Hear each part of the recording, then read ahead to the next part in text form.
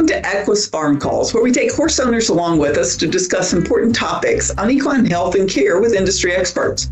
Today, we're talking to Dr. Sarah Colmer about equine rabies. EQUUS Farm Calls is brought to you in 2022 by Farnam. Horses that ingest sand or dirt may be prone to sand colic. Help protect your horse from sand colic and support overall gut health with Farnam Sand Clear Natural Psyllium Crumbles.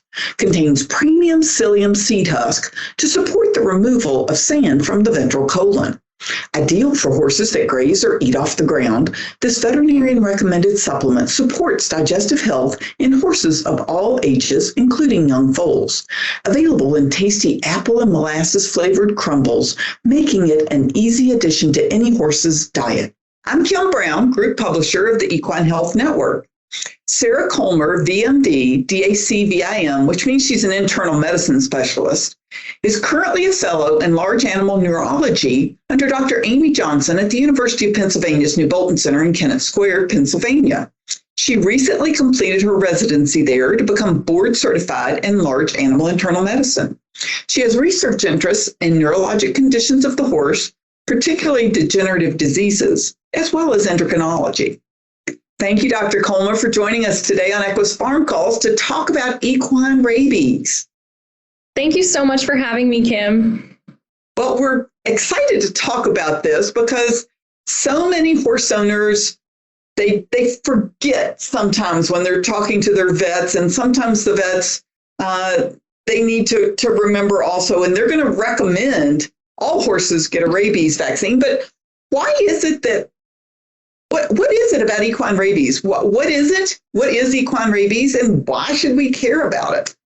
Those are all really good questions, and you also made a great point about how important it is to vaccinate for this disease, and that's because it is a really devastating and, in my opinion, fascinating disease that is largely preventable, and I think that's the key here. And when I say preventable, I am, of course, referring to vaccination, but rabies is a viral disease that can affect the nervous system and is almost always fatal. That's the other really important thing. So to have something that is so dangerous but also preventable is certainly worth talking about, I think. And the good news is, although it is a pretty scary thing, it is also something that is generally uncommon in our population of horses in this country. So we are fortunate, but it does happen. And the reason that horses are so susceptible to this disease is that, well, they certainly live outside 100% of the time. And as we'll talk about in a second about kind of where rabies comes from, it can come from wildlife vectors, and, they're certainly exposed to them by living outside oftentimes. And in the last few years, in my experience here at a referral center in Pennsylvania, I have seen 3 cases that I can think of since 2019. So it's certainly out there, and we see it. And we deal with it. So it's an important disease to discuss. And in the literature, there was a study way back in 2001 to 2011 in which there was an average of 46 cases documented in the country a year, roughly. So it's certainly, something worth talking about. The other thing to point out is that in humans, there are only about 1 to 2 cases. So luckily, it's a little bit less of an issue for us, but certainly still an issue for our horses. Yeah, and it is critical. And just to let our audience know, we will be talking to a wildlife rehab veterinarian person and the group that they work with, talking about some of this wildlife on the farms. Because, you made a great point. Horses live outside, and we know some of this wildlife is going to be coming in. But let's go back a little bit and talk about rabies. How does it affect the horse's body? That's also a really good question. One might wonder, how does something so terrible as this happen? And so typically rabies is transmitted via a bite. And the important thing here is that oftentimes as horse owners, you're not necessarily going to see that bite happen, and you might not even find the wounds, because if you think about some of the animals that can be implicated in this disease, they can be things like foxes or raccoons or skunks, for example. Those are pretty tiny little teeth. So as a horse owner, even if you're doing your due diligence and grooming your horses really well, you still could miss these. And so that's an important thing to consider. So sometimes you might not even know that it's been transmitted.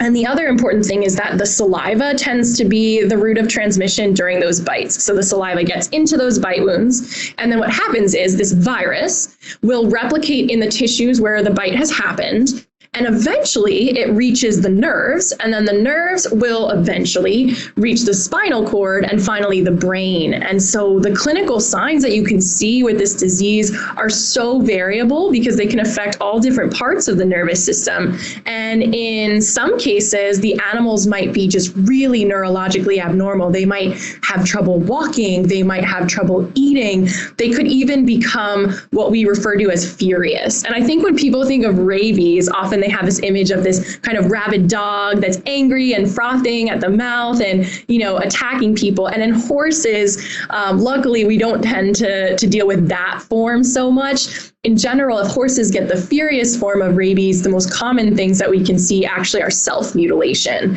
So if a horse starts kind of violently going on its own legs, for example, and causing wounds and bleeding and that sort of thing, that's a big red flag. But in general, our horses, unlike our dogs and cats, are not necessarily going to become aggressive towards us, but they certainly can.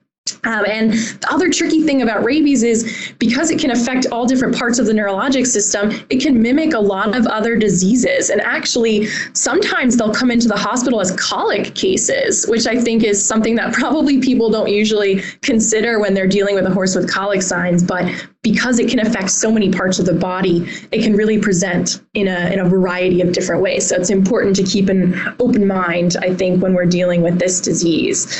The other thing I'll point out about sort of, how it happens and what happens when we see it is that direct transmission of rabies from horses to humans via bite has not been documented. So that's a good sign.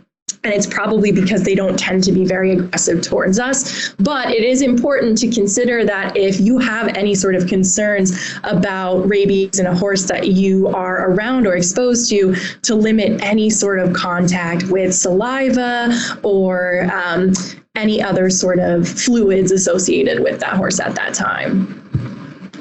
Yeah, I remember when I lived in Kentucky, one of the veterinarians was telling me that a very experienced horse owner, and there is lots of rabies in Kentucky because there's lots of wildlife and lots of horses. Yes. And said the horse just wasn't eating, so she thought she would check its teeth. And so, of course, then had her hand out in his mouth. And so did a couple of other people. And so they all ended up having to get their, rabies vaccines too. So it's, it's a good idea if your horse is acting abnormally and you don't really know a reason, protect yourself, right? Absolutely. Self-protection is so important. So if rabies, unfortunately, comes across your mind and you're worried about it, it's going to be really important to minimize contact. Like I mentioned, if you have gloves around and you need to contact the horse for any reason, use gloves, eye protection, mouth protection. You really want to sort of cover any of your mucous membranes that could be susceptible to exposure.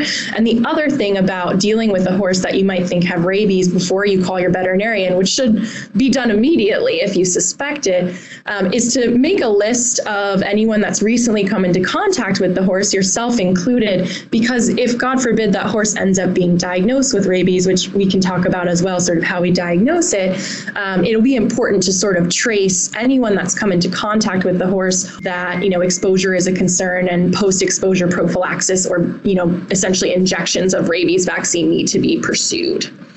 Yeah, and by the way, those are not around your navel anymore, guys, so don't be afraid of those. They're just shots. I have fairly recently experienced post-exposure prophylaxis, and it is no longer around the navel, so it's not as intimidating as it once was. Yeah, but something you and I had kind of talked about before this, it's not just saliva. It's not just in the saliva of an animal. It can be in a lot of other things that people can come in contact with. Yes, that's correct. In theory, it could be transmitted through urine even. So bedding should be considered a biosecurity risk. Bedding in the stall where the horse was, if it goes to the hospital or elsewhere, should be handled with care. It can be in cerebrospinal fluid, which most horse owners are probably not going to come into contact with. That's more of a concern on my end, probably. And even milk and placental fluids have been implicated. So it's important to really be careful when you're handling these sorts of tissues. And on the subject of placental fluids also, I think it's important to note that any horse can theoretically be infected with rabies. It doesn't have to be adults. It can be even relatively newborn foals. I will say in the literature, at least, that most cases tend to occur a few weeks after being bitten. But, in theory, then even younger foals could exhibit these signs. So it's certainly something to keep in mind in any age group. That's a good point. And so when a horse is bitten, so how long before you might see any kind of signs? Yeah, that's a good question. And a couple weeks usually until signs are shown. But again, oftentimes we don't even know when that bite occurs. So it can be hard to trace back in some cases, how long it truly takes. And interestingly, some literature suggests that maybe the distance from the central nervous system might be associated with the time that it takes, which would make sense for those viral particles to reach the nervous system and wreak the havoc that they do. That's a really good point. So let's talk a little bit more while we're talking about what horses look like. Give us some clinical signs. I mean, what else might happen with this horse that should key horse owners? But it's like you said, it could be anything. Yes. So if you notice that your horse is behaving abnormally or exhibiting neurologic signs such as abnormal gait, for example, if they start tripping and stumbling, if they seem really dull, on the other side of the coin, if they seem really reactive to stimuli, if they start showing like a droopy ear or a droopy lip or eyelid tone is abnormal, if their tongue's hanging out, all sorts of different neurologic signs, should be identified readily, and then immediately a veterinarian should be called, particularly if these things happen very quickly. There are certainly some neurologic diseases that also warrant veterinary attention, like EPM, for example. That can happen usually a bit more slowly and insidious, as we call it. But if you have very rapid neurologic changes in particular, I think that should heighten your concern as an owner.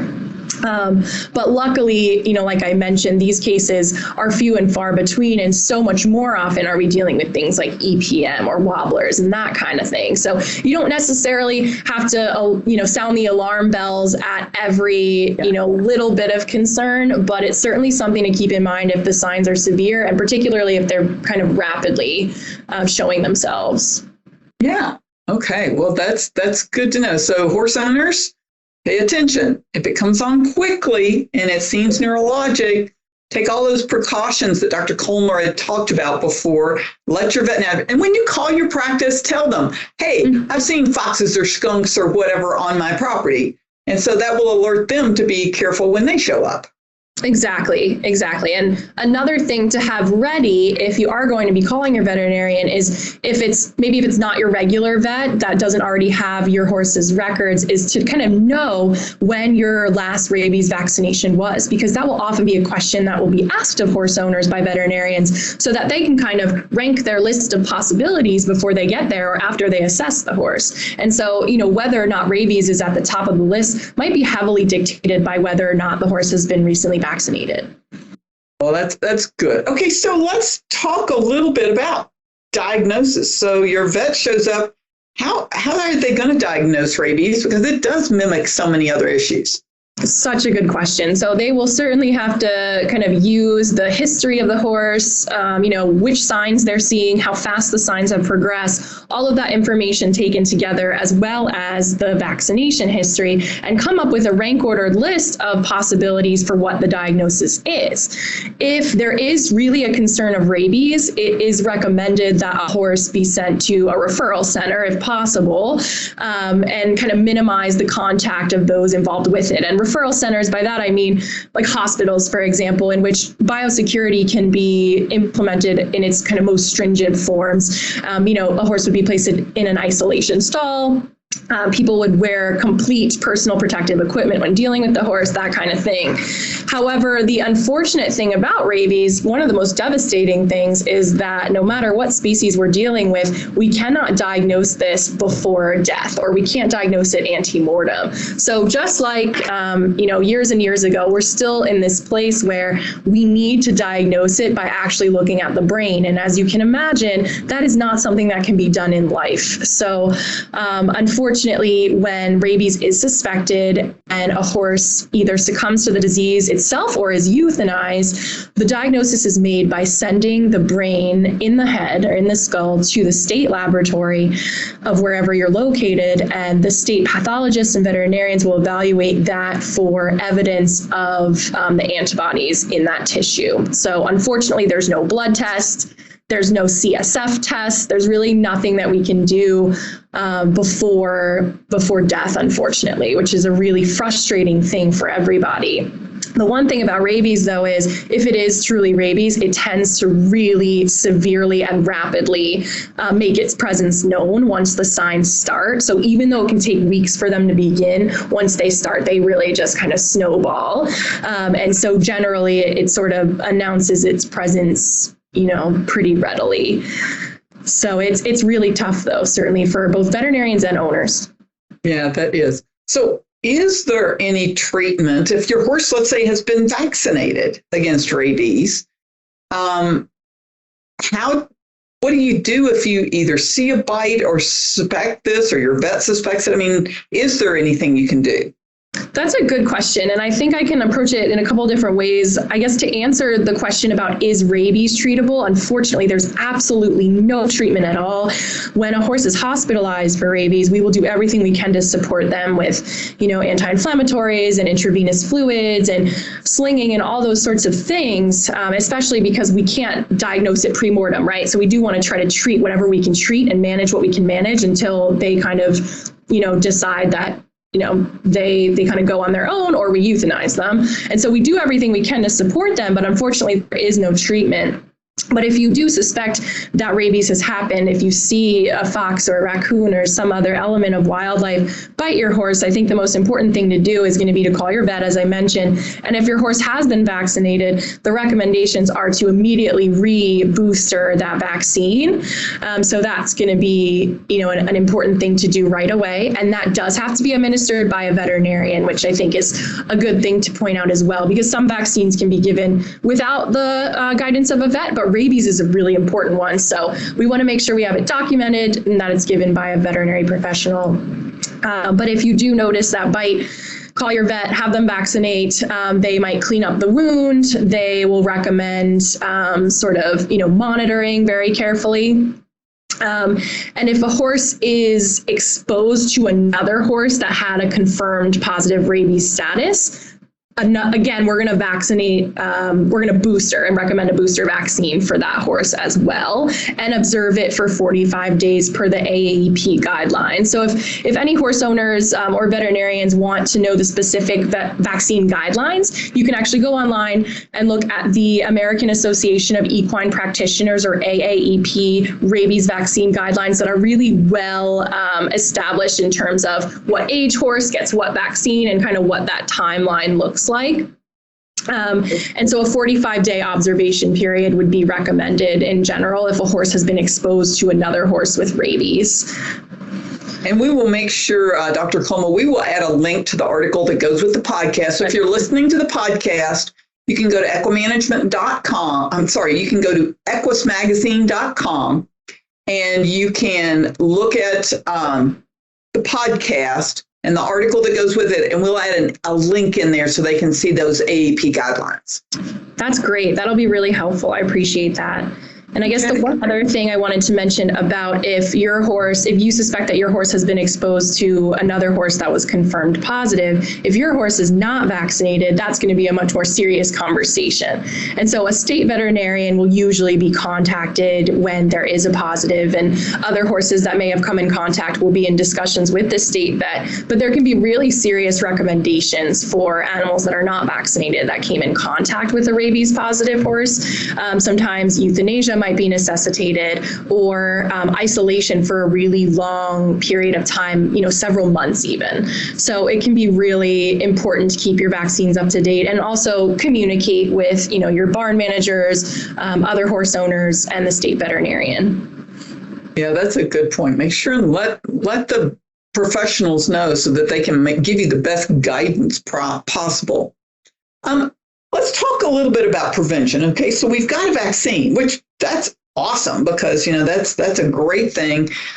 Personally, I think every horse should have a rabies vaccine. I don't care where you are. There's wildlife. I live in Wyoming now, and there's wildlife. I mean, I had foxes killing chickens on my property. So I know there's foxes around. So, horse owners, just do it. I mean, just ask your vets and do it, right? But what else can you do? When should you vaccinate? What does it take? If you're breeding horses, that's a little different. So when are the great things to vaccinate times?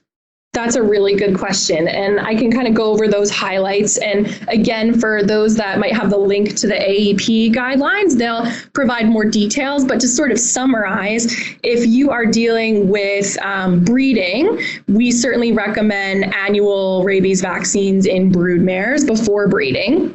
And then also, again, 4 to 6 weeks before foaling. And once the foal is on the ground, we recommend starting that process pretty early. So foals can typically start with their first rabies vaccine at about 3 to 4 months of age, and then a second booster dose about 4 to 6 weeks thereafter. And then from that point on, once they're adults, we do recommend revaccinating every year. So essentially, like you said, every horse really should be vaccinated. The risk is out there.